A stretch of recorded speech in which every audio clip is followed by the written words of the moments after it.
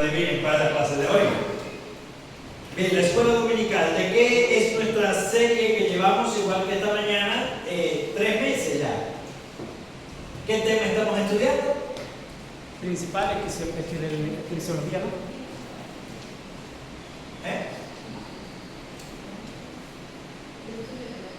¿Qué tema estamos estudiando? ¿Sí? ¿Qué? Eclesiología. Muy bien, no, eso es lo que... ven alto, que esto es una clase. Sobre la iglesia. Eclesiología, muy bien, la doctrina. ¿Cómo? Estamos estudiando sobre la iglesia. El nombre técnico no es relevante. Eclesiología, el estudio de la iglesia. ¿Qué hemos visto hasta ahora? ¿Qué recuerdan? Porque hemos visto 11 temas ya. O sea, mucho. ¿Qué recuerdan que hayamos visto hasta ahora? Lo último que vimos, me mencionabas, ¿qué fue? Los obispos y los diáconos. Los obispos y los diáconos, ¿quiénes son esos? ¿Quiénes son los obispos? Es correcto, los que gobiernan a la iglesia. Y aparte de gobernantes o oficiales, ¿qué otro componente tiene una iglesia madura? Si hay gobernantes, tiene que haber. Correcto, muy bien, miembros. ¿Qué calidad o qué particularidades tiene la membresía de la iglesia? A ver si se me entiende. La membresía de la iglesia hemos visto cómo debe ser. ¿Cómo debe ser un verdadero miembro de una iglesia? ¿O qué es ser miembro de una iglesia? Ser creyente, bautizado. Bien, creyente bautizado. ¿Algo más? Vimos un concepto, la membresía regenerada. El creyente debe procurar haber nacido de nuevo. El miembro debe procurar haber nacido de nuevo. Algo más, vimos que todo creyente es un ¿qué?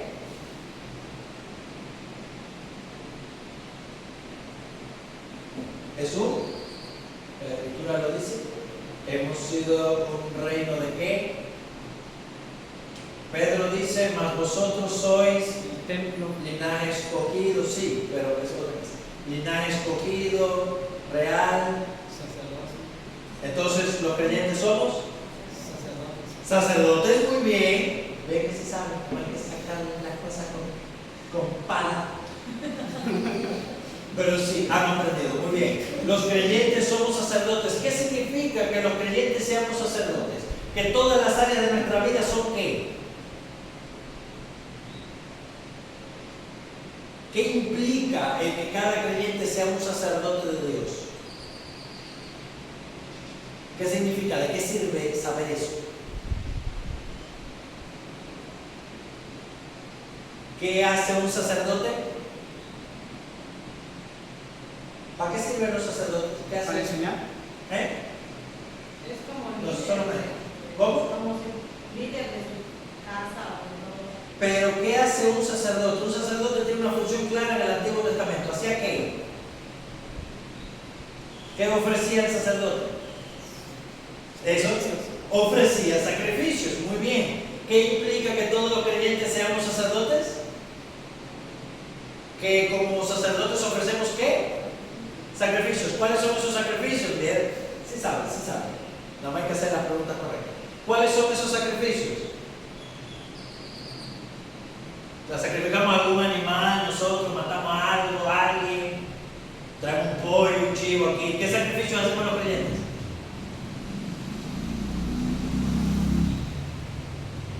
Sacrificamos algo, ¿qué cosa? ¿Sacrificamos animales? No. ¿Qué sacrificamos entonces? Díganme lo que se les ocurra. No hay respuesta todavía. Romanos capítulo 12, verso 2, ¿qué dice? Sino, preséntense ustedes mismos como ¿cómo?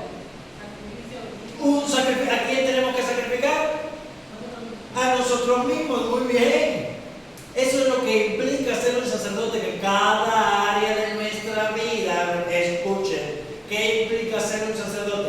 que cada área de nuestra vida debe ser presentada como una ofrenda a Dios. Muy bien.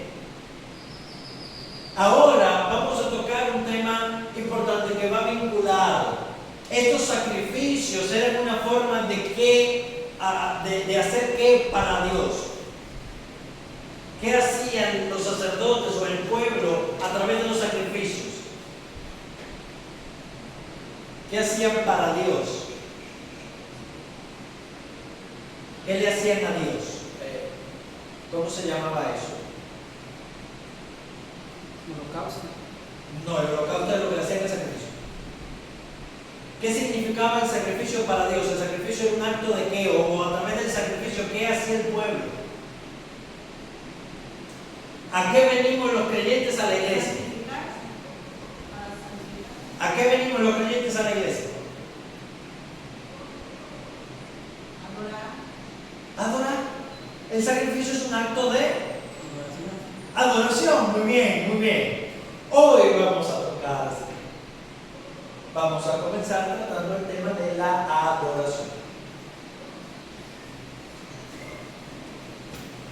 ¿Quién me define qué es adoración?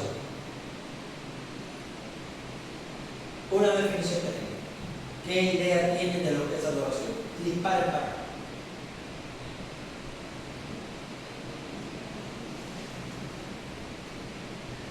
Sí, diga. Esto es una clase. Yo necesito que participen o no acabamos hoy. Ajá. Respeto total. Reconocimiento. Son sinónimos. ¿Qué es adoración? Exaltar. Es la adoración, es exaltar, muy bien. ¿Sí ven? No saben lo que es adoración, hermano Jorge. ¿Qué es adorar? Adorar a Dios. Sí, ¿qué es adorar a Dios? ¿Qué idea tiene? Nos obedece. Bien, eso juntos vamos a aprender hoy entonces. Vamos a ir a capítulo 4, verso de partida, versículos 23 y 24, mi hermano, que lo esté leyendo. Y necesito que la participación sea muy rápido porque si no, no acabamos. Esto es una clase. Es importante que participen. Capítulo 4, versos 23 y 24. ¿Qué dice? Mas la hora viene y ahora es cuando los verdaderos adoradores adorarán al Padre en espíritu y en verdad, porque también el Padre tales adoradores busca que le adoren. Dios es espíritu y los que le adoran en espíritu y en verdad es necesario que adoren. Muy bien. Ahora viene la mujer. Cristo está en Samaria y se topa junto a un pozo con una mujer que venía al pozo a buscar agua y la mujer le hace una pregunta. Ella le dice: ustedes los judíos dicen que debemos adorar en Jerusalén, nuestra tradición dice que debemos adorar a Dios en este monte. Esta mujer estaba interesada por cuál era el lugar correcto para adorar a Dios. Y Jesús le dice: mujer, créeme, viene la hora, y ahora es, cuando ni en este monte ni en Jerusalén adoraréis al Padre. ¿Por qué? Porque Dios es espíritu.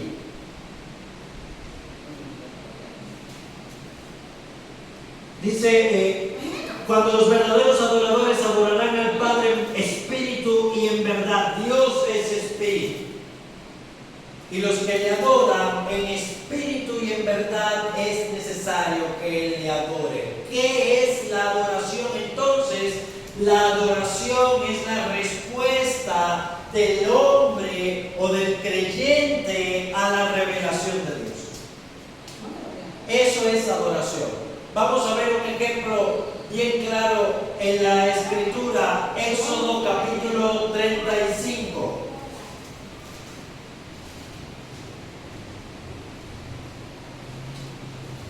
Éxodo capítulo 35.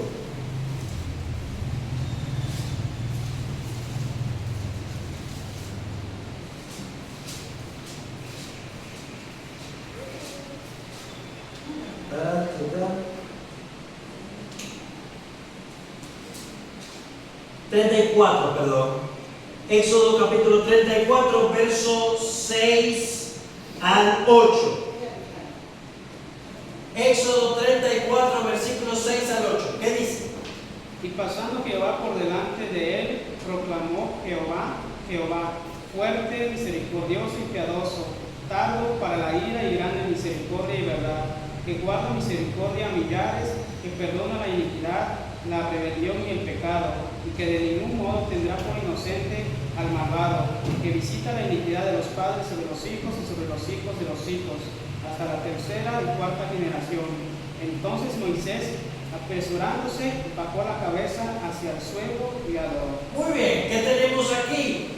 Dios se revela a sí mismo, Dios mismo clama Jehová, misericordioso, clemente, hace una revelación acerca de su carácter. ¿Y cuál es la respuesta de Moisés? ¿Cómo reacciona Moisés? Se inclina. ¿Y qué dice el texto? Versículo 8. Bajó la cabeza, dice, y adoró. Y adoró. La respuesta es la adoración. La adoración es la respuesta del hombre a la revelación que Dios hace acerca de sí mismo. Pero la adoración es algo más.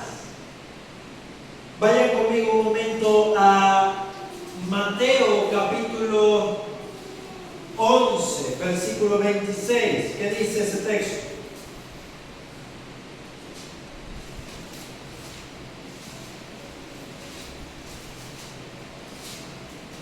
Mateo capítulo 11, versículo 26. Sujei, si lo tienes, léelo, por favor. Sí, Padre, que así te agrado. Verso 27.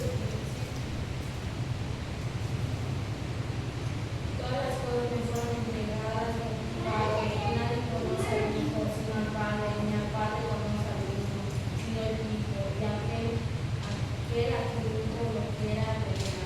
Ven, y entonces Cristo dice: venid a mí todos los que estén trabajados y cargados, y yo os haré descansar. Nadie conoce al Hijo sino el Padre, y nadie conoce al Padre sino el Hijo y aquel a quien el Hijo lo quiera revelar. ¿Vieron ahí la palabra revelación? ¿Y cuál es el resultado de la revelación de Dios? Dijimos adoración. Entonces, vamos construyendo un concepto más. Juan capítulo 17.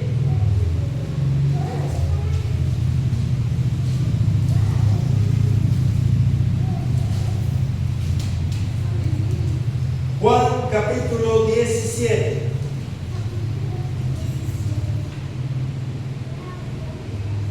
A partir del verso 1 hasta el verso 5. Del verso 1 al 5. ¿Vale? Juan 17 del 1 al 5. ¿O quién primero?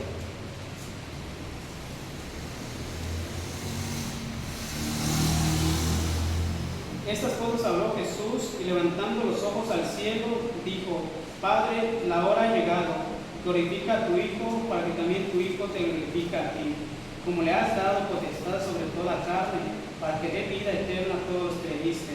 Y esta es la vida eterna, que te conozcan a ti, el único Dios verdadero, y a Jesucristo a quien has enviado. Yo te he glorificado en la tierra y he acabado la obra que me diste que hiciese. ¿Y el 5? Ahora pues, Padre, glorifícame tú al lado tuyo, con aquella gloria que tuve contigo antes que el mundo fuese. Muy bien. Ahora, Padre, glorifícame tú al lado tuyo con aquella gloria que tuve contigo antes que el mundo fuese. El Hijo glorifica al Padre al darlo a conocer, y Cristo le pide entonces que lo glorifique. La adoración, amados hermanos, nace dentro de la Trinidad. La adoración nace dentro de Dios. La adoración no es en ningún sentido como si fuera ese apoyo psicológico, como si Dios tuviera la necesidad constante de que nosotros le estemos diciendo continuamente lo bueno que Él es. Algunos creen que Dios tiene una especie de baja autoestima y que necesitamos venir a la iglesia para decirle continuamente que tú eres bueno, tú eres grande, tú eres maravilloso, misericordioso y eres genial. No. La adoración no es simplemente algo que nosotros le tributamos a Dios. La adoración tiene una raíz dentro de Dios mismo. El Hijo glorificando al Padre, el Padre glorificando al Hijo y el Espíritu Santo a ambos. Porque en Lucas capítulo 10, verso 26, el pasaje paralelo del texto de Mateo, dice, verso 21, perdón, dice que Cristo, lleno del Espíritu Santo, dijo: entonces te alabo, oh Padre, Señor del cielo y de la tierra, porque escondiste todas estas cosas de los sabios y entendidos y las revelaste a los niños. Y entonces cuando dice todas las cosas me fueron dadas por Dios, lleno del Espíritu Santo. Y aquí en el capítulo 16 de Mateo, un poquito antes, de Juan, perdón, un poquito antes, hablando del Espíritu Santo, Cristo dice: Él me glorificará, porque tomará de lo mío y os lo hará saber. Entonces, la adoración es algo que tiene raíz en Dios mismo. Hay un deleite mutuo, hay una glorificación mutua entre las tres personas de la Trinidad. De modo que al adorar a Dios, nosotros lo que estamos es haciéndonos partícipes de esa adoración divina, de esa adoración eterna. Dice Jesús: nadie conoce al Padre sino el Hijo, y aquel a quien el Hijo se lo quiera revelar. Al Dios llamarnos a que lo adoremos, Dios nos está invitando a que participemos de quien Él es, a que lo reconozcamos como Él es. La adoración, hermanos, es un privilegio, porque al adorar a Dios estamos de alguna manera entrando dentro de esa comunión perfecta que Dios tiene en sí mismo. Eso es adorar. Es la invitación de Dios a reconocerlo a Él, a disfrutarlo a Él, a venir a participar de Él. La adoración es más por nosotros que por Dios. Dios no la necesita. Dios no necesita ser adorado. En primer lugar, porque dentro de sí mismo la Trinidad se glorifica cada una persona a la otra. En segundo lugar, porque millares y millares de ángeles le dan la gloria a Dios. En tercer lugar, porque toda la creación, Salmo 148, le canta glorias a Dios y le alaba. Entonces Dios no necesita la adoración de nosotros como si careciera de algo. No, Él nos quiere invitar a que nosotros participemos del privilegio de adorarlo. Eso es el primer punto de lo que es la adoración. Ya tenemos una idea sobre lo que es la adoración. No es simplemente nuestra respuesta a la revelación de Dios, es una invitación que Dios nos hace a participar de Él mismo, a disfrutarlo a Él mismo. Ahora, nuestro tema se centra en la adoración corporativa, la que hacemos aquí, como un pueblo. Y esto es importante, ¿por qué? Porque en la iglesia reunida, ese va a ser nuestro segundo concepto, en la iglesia reunida la presencia de Dios se manifiesta de una manera especial. ¿Dios es omnipresente, sí o no? Sí, ¿qué significa la omnipresencia? Que todo Dios está en todo lugar. Sin embargo, Dios se manifiesta, ha elegido manifestarse especialmente en algunos lugares. En Edén, ya lo habíamos visto, se paseaba en el huerto a la vista de la mañana. También en el tabernáculo de Moisés. Pero en Éxodo capítulo 3, Dios se manifiesta en la zarza. ¿Y qué le dice a Moisés? Quita el calzado de tus pies, porque el lugar donde estás es tierra santa. ¿Se recuerdan ese pasaje? No es porque la tierra tenía ningún poder ni ninguna nada particular. Era un poco de polvo en medio de un monte, en un desierto. Nada especial. Esa tierra era santa porque Dios estaba revelando en ella. Eso era lo que hacía santa la tierra. A Josué, al principio de su libro, si mal no recuerdo, en el capítulo 2, se le aparece el general de los ejércitos de Jehová, que era Cristo preencarnado, y le dice: quita el calzado de tus pies, porque el lugar donde estás es tierra santa. Era por su presencia. Más adelante la presencia de Dios llena el templo de Salomón, y más adelante esa presencia se encarna en Cristo. Y más adelante entonces esa presencia es derramada a través del Espíritu Santo en su iglesia, en Hechos capítulo 2, Por eso es que dice, ahora vayan conmigo, 1 Corintios capítulo 3. Estos son textos que ya hemos visto antes. 1 Corintios capítulo 3. Versículo 16 al 17. Un hermano, una hermana que lo esté leyendo.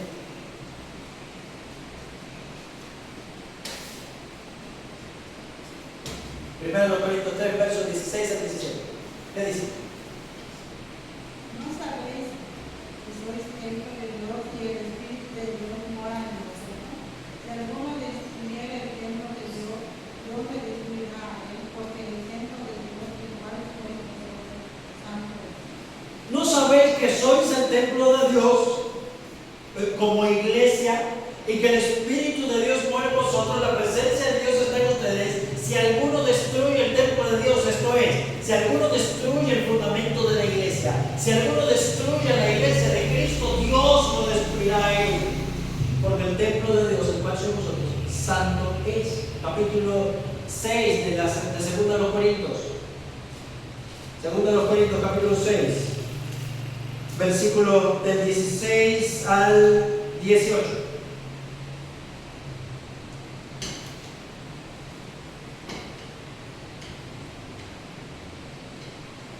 ¿Qué dice?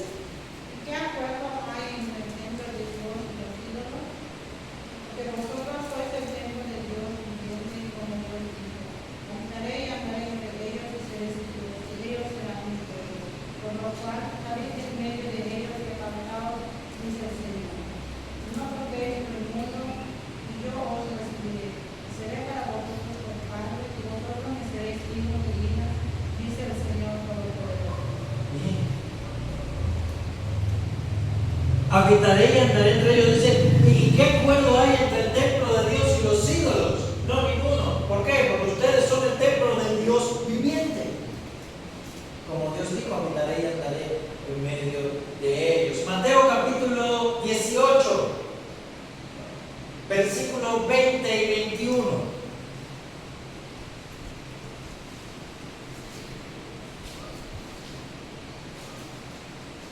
Porque donde están dos o tres congregados en mi nombre, allí estoy en medio de ellos. Entonces, Bien, ahí. ¿Cómo? es 20, ¿no? Ah, es correcto, sí. Verso 20, en el contexto de la disciplina, ya hemos leído ese texto muchas veces. Si dos o tres se ponen de acuerdo en cualquier asunto sobre la tierra que decidieron, o será hecho por mi Padre que está en los cielos. El contexto de la disciplina, ese es el mal. Por eso comienza en el verso 15, si tu hermano peca, ve y reprende estando tuyo solo. Luego dice, dile a la iglesia, si no oye a la iglesia, te no por tu vida. Todo lo que atéis en el cielo será dado. Ese es el contexto, la disciplina dentro de la iglesia local. Por eso es que entonces dice, donde estén dos o tres reunidos en mi nombre, allí estoy yo en medio de ellos. ¿Qué Cristo está prometiendo? Que en todas las reuniones de su iglesia, reuniones oficiales, reuniones formales, porque es en el nombre de Cristo. Estaba leyendo, preparando la clase, un predicador, San Pablo, precisamente hablando acerca de la adoración, decía que 12 cristianos trabajando en una fábrica, reunidos a la hora del almuerzo, no pueden invocarse al versículo, pero más que se pongan a hablar de orar. No es donde estén dos o tres, no pueden hablar ese versículo, porque eso no es una reunión formal. Son un grupo de cristianos reunidos en una fábrica a la hora del almuerzo. Si nosotros mismos, aquí vemos, si nosotros mismos nos reuniésemos en cualquier otro lugar, en cualquier otra circunstancia, aunque habláramos de estos mismos temas, en el caso de la hermana Erika, para usar un ejemplo, no podemos hablar de donde estemos dos o tres reunidos, aquí estoy yo. No. Es en mi nombre, es una reunión formal de la iglesia de Cristo, sobre todo en el contexto para tomar una decisión en cuanto a la disciplina de un miembro que peque. Eso es lo que está viendo desde el versículo 15. Y Pablo después lo va a aplicar en 1 Corintios 5. Ese versículo no es general para cualquier cosa de dos o tres cristianos reunidos en cualquier lugar. No. está hablando de una promesa de que Cristo está en su pueblo en una reunión oficial. Amados hermanos, esto es importantísimo. Por eso es que la adoración corporativa tiene que ser particular, no como nuestra adoración privada, no como cualquier forma de adoración a Dios, porque Cristo ha prometido estar aquí. Jesús está aquí.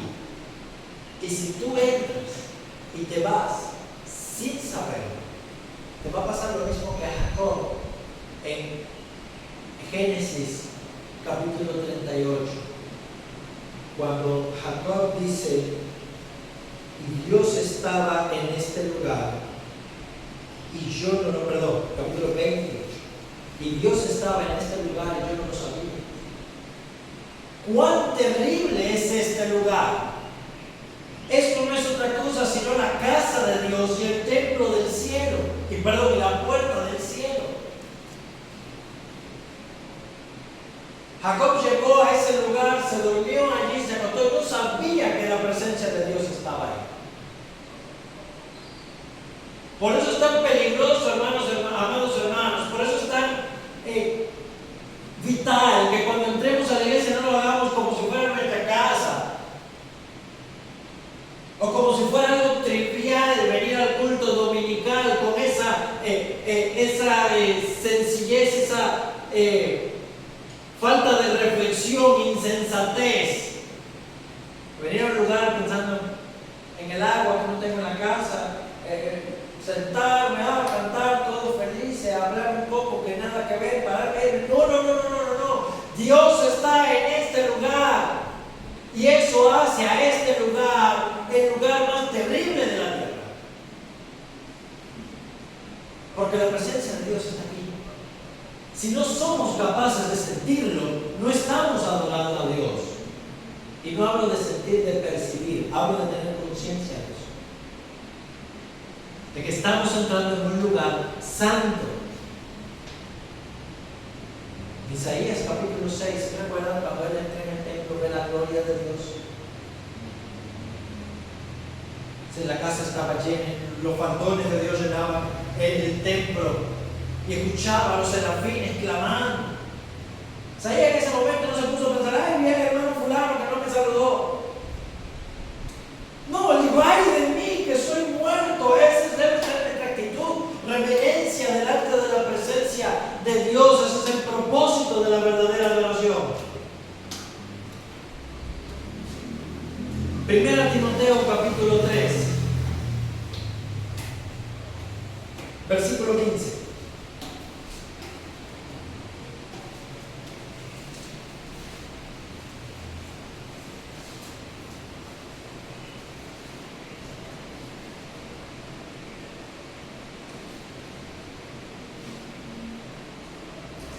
Versículo 15, ¿qué dice?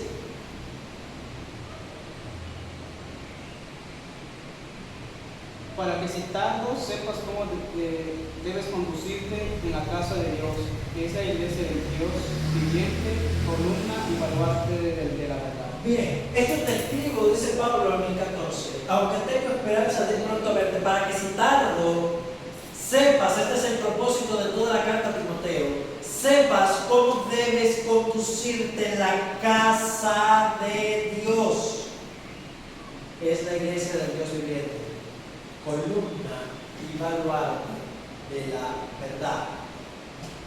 Dice Pablo, Timoteo, la iglesia no es tu casa. Lamentablemente muchos creyentes, muchos pastores, muchas iglesias bien intencionadas piensan que la iglesia es su casa y que bueno, en nuestra casa podemos remodelarla, podemos adaptarla, podemos acondicionarla como queramos. Dice Pablo, no. Timoteo, préstame atención. En la iglesia de Dios tú debes comportarte y conducirte de una manera particular.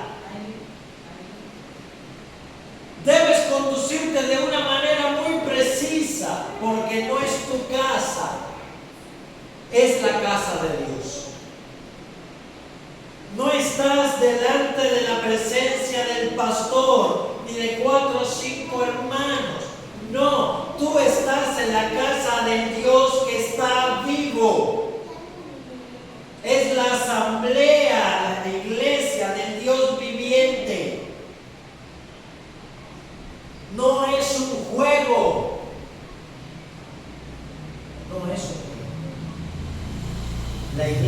antesala del cielo. ¿Crees que cuando lleguemos al cielo vamos a llegar con esa facilidad, con esa libertad? ¿Cómo reaccionaron todos los hombres que tuvieron contacto con Dios? Humillándose, impactados. Lamentablemente muchos llegan a la iglesia como si que fueran por novio. Y una fiesta normal, pegar los pies en el banco del frente y todo relajado. Vengo a la hora que me dé la gana, si me da la gana no vengo, si no salgo temprano, si vengo. Estamos delante de Dios, no delante de ningún hombre. Piensa si estuviéramos delante de un famoso, ¿cómo nosotros nos comportaríamos? Delante de un rey, delante de, no sé, de un jefe de estado, de un cantante, de alguien que admiramos. ¿Cómo nos comportaríamos?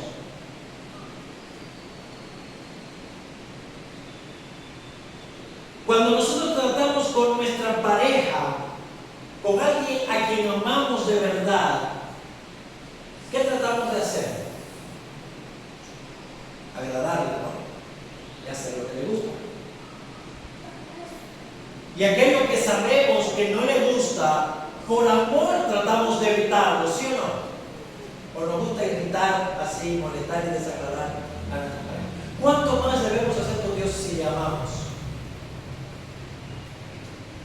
Grábame, amarás a Dios con todo tu corazón, con toda tu mente, con todas tus fuerzas. El amor demanda esa reverencia, ese procurar agradarle a Dios en todo, sobre todo en la adoración corporativa, sobre todo en nuestra adoración como iglesia.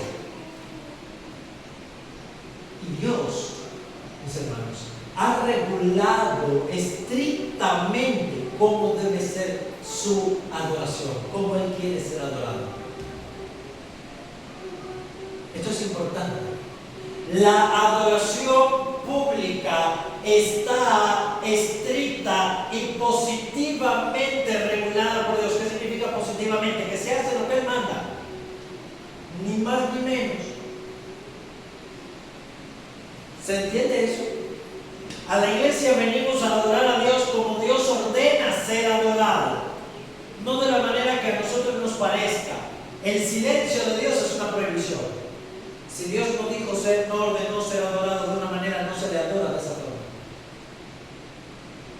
Porque la iglesia es su casa y en su casa son sus reglas. Y no lo digo yo, lo dice la Escritura. Vamos a Éxodo capítulo 20. Aquí está el principio. Y ahora vamos a ver algunos ejemplos también. Éxodo capítulo 20. Cuando está hablando de la ley de Dios, referente al segundo mandamiento, la primera tabla de la ley tenía 4 mandamientos que se resumen en el amor a Dios.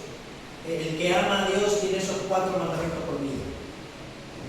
Y el segundo mandamiento dice: no te harás imagen ni ninguna semejanza de lo que esté arriba en el cielo, ni en la tierra, ni en las aguas debajo de la tierra. No te inclinarás a ella ni las honrarás, porque yo soy Jehová tu Dios, fuerte y celoso, que visito la maldad de los padres sobre los hijos hasta la tercera y cuarta generación de los que me aborrecen, y hago misericordia millares a los que me aman y guardan. ¿Qué está diciendo Dios? Ahí Dios no está prohibiendo la idolatría. La idolatría la prohíbe en el primer mandamiento. No tendrá Dios que Dios se la da. Aquí Dios está prohibiendo el que se le adore a Él a través de imágenes, figuras o de cualquier forma que Él no ha mandado. Eso es la prohibición. No te hagas imagen de lo que está arriba en el cielo. De arriba en el cielo está Él y los ángeles. No te hagas imagen de nada arriba en el cielo ni en la tierra. No te inclinarás a ella ni las honrarás, porque yo soy Dios celoso. Ese mandamiento establece el principio de que su adoración Él la regula muy claramente. Y más adelante, en Éxodo, cuando justamente después Moisés sube al monte Sinaí a recibir esas 2 tablas de la ley y a recibir las orientaciones de cómo hacer el tabernáculo para la gloria de Dios, y Dios le dice: guárdate de hacer el tabernáculo conforme al modelo que se te mostró. Y entre el capítulo 36 35 y el capítulo 40, cuando comienzan a edificar el tabernáculo, se repite una y otra vez, y Moisés lo hizo conforme al modelo. ¿Y qué le dijo Dios estrictamente? Todo lo que iba a componer el tabernáculo.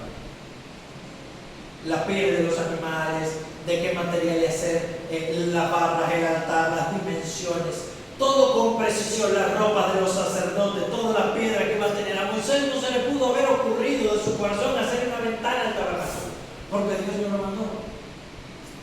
Moisés lo hizo tal como Dios lo mandó, con dimensiones precisas, los metros ordenados por Dios. Y cuando el Levítico, Dios ordena sus sacrificios, Levítico desde el capítulo 1 hasta el capítulo 9, están ordenando sacrificios y sacerdotes. ¿Cómo se debía hacer? Dios ordena quién, cómo y en dónde. El sacrificio debía hacerse de un lado del altar, un lado específico. ¿Y por qué no lo hago ahí? Porque Dios lo quiere. Elijo el lado del altar. Hasta ese nivel de precisión Dios exige en la adoración. Él dijo a los animales que se podían adorar, o con lo que se podían hacer los sacrificios. ¿No era el animal que se podría? No, de todo mi corazón, Señor, te traigo un lagartijo. Pero no. Becerro, cordero de la vacada, Dios dijo si era macho, hembra, sin manchas, sin defectos. Dios es preciso en su adoración. ¿Y qué pasa cuando se le ofrece a Dios una adoración que Él no manda? Levítico capítulo 10. Levíticos capítulo 10. ¿Qué pasa cuando se le ofrece a Dios una adoración que Él no manda? Versículo 1 al 3.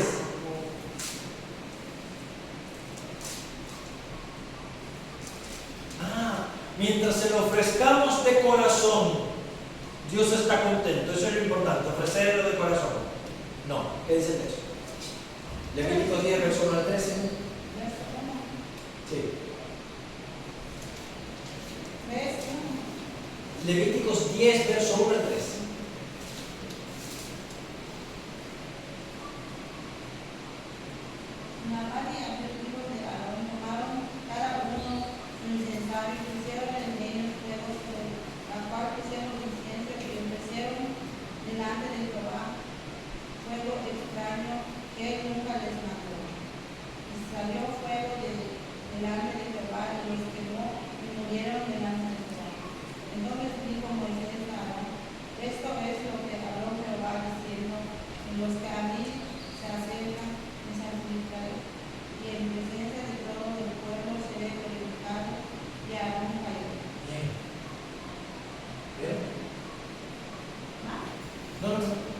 Dos sacerdotes, hijos del sumo sacerdote, dos jovencitos, fueron a cumplir sus servicios como sacerdotes, entraron al tabernáculo y presentaron incienso con fuego, iban a ofrecer el incienso a Dios. ¿Qué pasó? Pusieron fuego extraño que Dios no lo puso. ¿De dónde lo sacaron? No sé. Pero Dios había dicho de dónde debían sacarlo. Y Dios los mató en el acto. No hubo ni llamado al arrepentimiento, no hubo reprensión, no hubo nada. Entraron en el tabernáculo, ofrecieron una adoración que Dios no mandó y Dios los calcinó en el acto. Simplemente porque Dios lo mandó. Entre los que se acercan a mí seré santificado.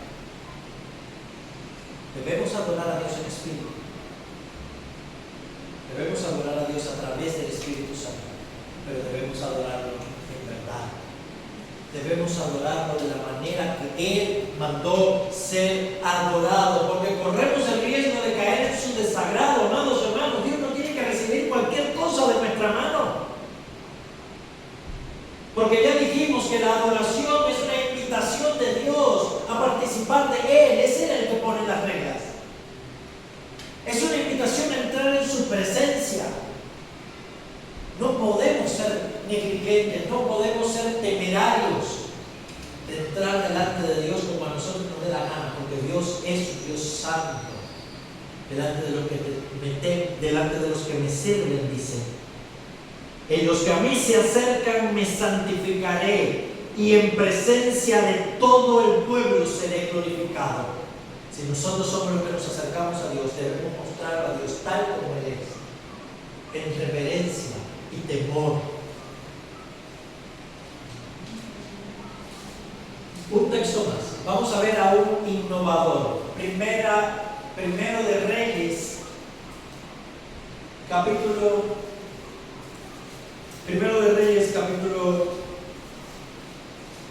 14, capítulo 12.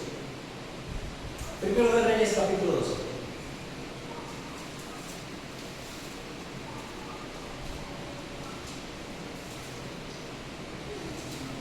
Escuchen acerca del rey Jeroboam, rey del norte, luego de que el reino se dividió, dice: si este pueblo subiere a ofrecer sacrificios a la casa de Jehová en Jerusalén, el corazón de este pueblo se volverá a Roboam, rey de Judá, y me mandarán a mí. Y habiendo tenido consejo, hizo el rey 2 becerros de oro y dijo al pueblo: bastante habéis subido a Jerusalén, he aquí tus dioses, oh Israel, los cuales te hicieron subir de la tierra de Egipto. Pues puso uno en Betel, el otro en Dan, y esto fue causa de pecado, porque el pueblo iba a adorar de uno hasta Dan. Hizo también casas sobre los lugares altos, hizo sacerdote del pueblo, que no era de los hijos de Leví, instituyó una fiesta solemne en el mes octavo, a los 15 días del mes, y así hizo en Betel ofreciendo sacrificios y ordenó también sacerdotes, etc. Aquí tenemos un rey que era un innovador. Demasiado tiempo ustedes han subido a Jerusalén, vamos a facilitarles las cosas.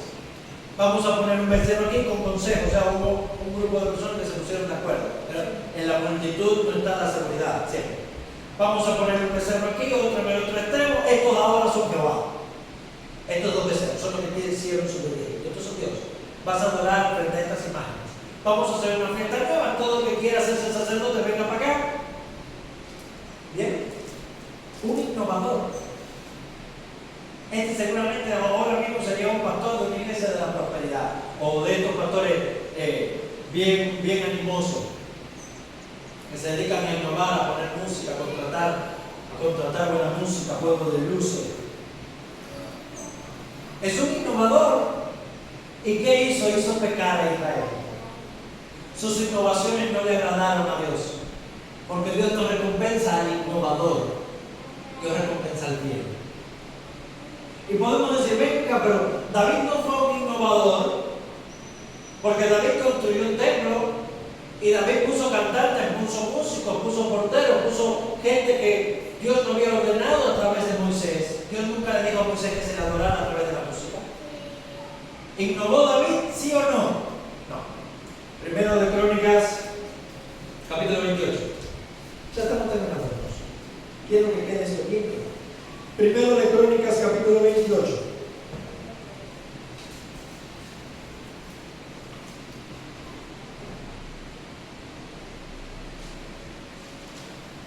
Escuchen, porque esta sección es bastante, un poquito extensa. Escuchen, hermanos. A partir del verso 11.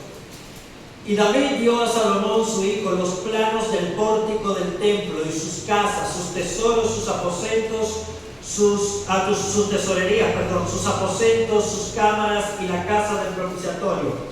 Asimismo, el plano de todas las cosas que tenía en mente para los atrios de la casa de Jehová y para todas las cámaras alrededor, para la tesorería de la casa de Dios, para la tesorería de las cosas santificadas, también para los grupos de los sacerdotes, los levitas, obra del ministerio de la casa de Jehová y para todos los utensilios del ministerio de la casa.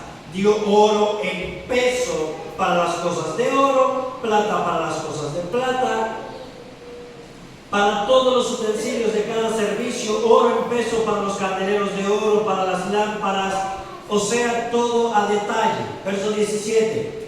También oro puro para los garfios, lebrillos, tazas de oro. Además, verso 18, oro puro en peso para el altar del incienso, todo en peso.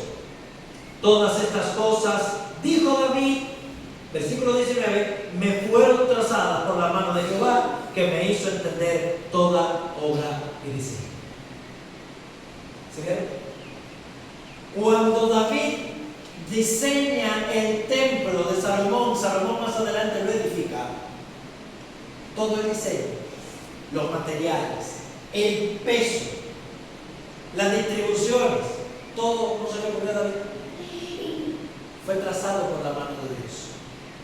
Dios le dijo a David la cantidad de oro que debía usar por peso. Y eso mismo, Salomón con el plano en la mano, fue lo que terminó construyendo. Y es en ese mismo templo donde la gloria de Dios vino a morar y donde estuvo todo el tiempo. Esto no se trata de innovación, hermanos. Se trata de obediencia. 2 ejemplos más. Segundo de Crónicas, libro siguiente. Capítulo 35.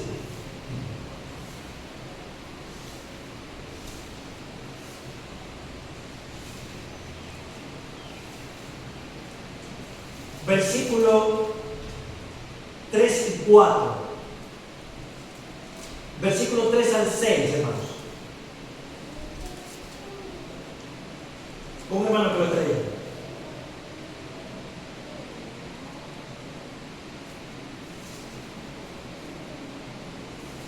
Segundo de Crónicas 35, versos 3 al 6. Y dijo a los levitas que enseñaban a todo Israel y que estaban dedicados a Jehová: poned el arca santa en la casa que edificó Salomón, hijo de David, rey de Israel, para que no la carguéis más sobre los hombros. Ahora servid a Jehová vuestro Dios y a su pueblo Israel.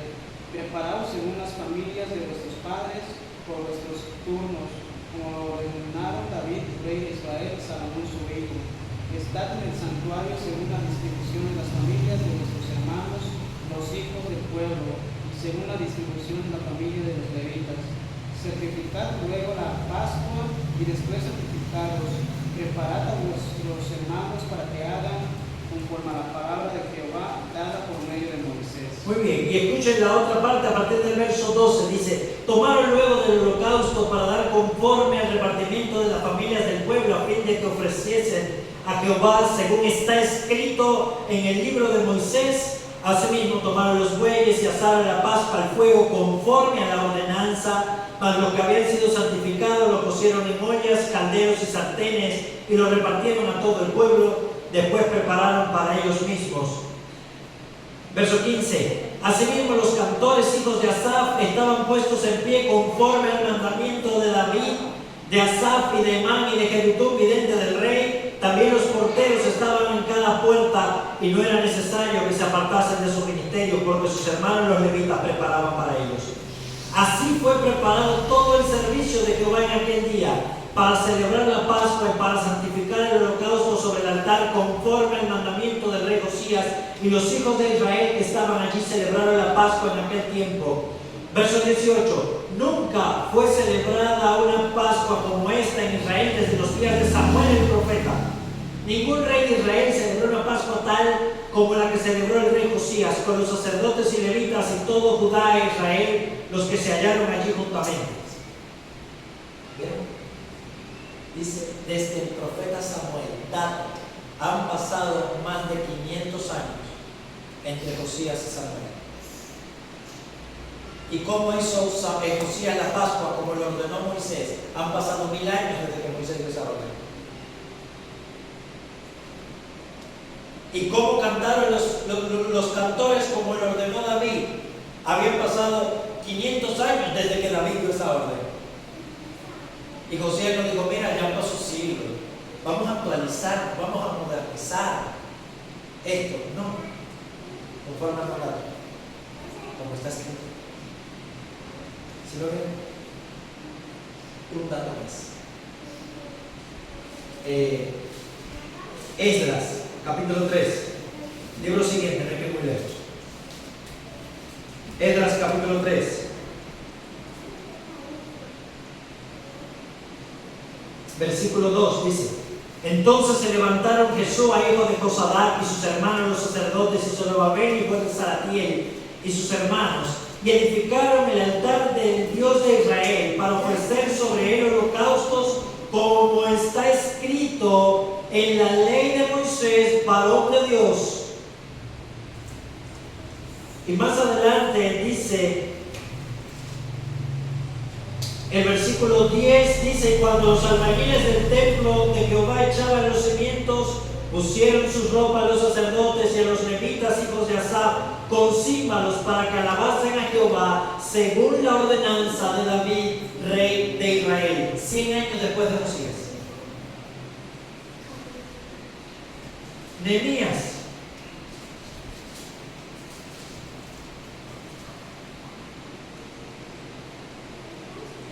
Cuando hablaron acerca de, nuevamente vuelvo a repetir, conforme a la ley de Moisés, Nehemías capítulo 8, conforme a la ley de Moisés y al mandato de David. Pero escuchen un dato importante. Versículo 13 del capítulo 8. Al día siguiente se reunieron los cabezas de familia de todo el pueblo y sacerdotes y levitas a Esdras el escriba para entender la palabra de la ley. Y hallaron escrito en la ley de Jehová que había mandado por mano de Moisés que habitasen los hijos de Israel en tabernáculos en la fiesta solemne del mes séptimo, y que hiciesen saber y pasar pregón por todas las ciudades, diciendo: salid al monte y traed ramas de olivo silvestre, de arrayán, de palmeras y de todo árbol, para que hagáis tabernáculos como está escrito. Salió el pueblo y trajeron y hicieron tabernáculos, cada uno sobre su terrado y sus patios. Versículo 17. Y toda la congregación que volvió de la cautividad hizo el tabernáculo, y el tabernáculo se habitó, porque desde los días de Josué, o sea, desde que habían entrado, hijo de Nun, no había hecho así los hijos de Israel. Y leyó Esdras en el libro de la ley de Dios cada día. Si lo vieron otra vez, y para muestra un botón solamente, no necesito ver el resto de los textos que tenía preparado la cosa de Dios. Hermanos, queda claro, y espero que, en primer lugar, ya para concluir, que la adoración es una invitación de Dios a participar de su glorificación mutua, a reconocerle a Él y a tener comunión con Él. Que la adoración es nuestra respuesta, nuestra reacción a la revelación de quién es Dios, a conocerle y a tener esa unidad personal con Él. Que la adoración pública en la iglesia es una adoración distinta a todas las otras formas de adoración que no somos sacerdotes. Porque Dios ha prometido estar en su iglesia. Nos faltó ver Apocalipsis 1, cuando dice que Cristo se pasea entre los 7 tabernáculos, entre los 7 candeleros que son su iglesia. Cristo mora en medio de nosotros, está en medio de nosotros. Hebreos capítulo 2:15 dice: en medio de la congregación de cantaré alabanzas, en medio de la iglesia, Cristo está aquí. Por eso la adoración es tan particular en su sentido público. La iglesia es la casa de Dios, de manera que en la casa de Dios nosotros debemos procurar agradar a Dios, que nosotros debemos procurar adorar a Dios, conscientes de que Él está aquí, y debemos adorarlo de la manera que Él positivamente ha ordenado ser adorado, no como a nosotros nos dé la gana, porque vemos que siempre la innovación trajo la ira de Dios. Y la fidelidad y la conformación al mandamiento, no importa el tiempo. Josías, Esdras y Nehemías vivieron siglos después de Moisés y seguían celebrando las cosas como Moisés lo había ordenado, como Dios lo ordenó a través de Moisés, con los instrumentos que David había hecho. Así seguían cantando alabanzas. Dios no premia la innovación, Dios premia la fidelidad y la obediencia. Aún 2000 años después debemos seguir adorando a Dios de la manera que Él lo mandó, porque la palabra de Dios está viva y no espera que nosotros innovemos. Eso ya lo dijimos cuando hablamos acerca del tema del pastorado femenino, cuando hablamos acerca de la diaconisa. Hay muchas innovaciones hoy en día y muchos inventos humanos, pero Dios recompensa la fidelidad, y Dios ha ordenado que se le adore de una manera específica, y ha ordenado cosas específicas para adorársele públicamente. Dígase, y escuchen, ¿qué Dios ha ordenado para que se le adore? La predicación pública de la palabra. Eso vamos a ver el domingo que viene. Y hay una forma que Dios ha ordenado que su palabra debe ser predicada. La adoración a Dios se le adora a través de la predicación pública de su palabra, predicada y oída. A través del canto de alabanzas, a través de la oración comunitaria, a través de las ofrendas, a través de las ordenanzas, la Santa Cena y el bautismo. Punto. Nada más. Esas son las cosas que Dios ha ordenado. Y vamos a ver en las siguientes clases, vamos a ir viendo una en una. Vamos a ver en la siguiente clase cómo Dios ha regulado esas cosas. Y nos ha dicho cómo debemos prepararnos para escuchar su palabra, cómo debemos orar, cómo debemos participar de la Santa Cena y del bautismo. No podemos innovar en nada de estas cosas si queremos agradar a Dios, porque la iglesia es su casa y Dios es celoso de su adoración. Y si le amamos, amados hermanos, si le amamos, debemos mostrar el mismo celo por las cosas de Dios. ¿Alguna duda? Vamos a dejar espacio a las preguntas. ¿Alguna duda?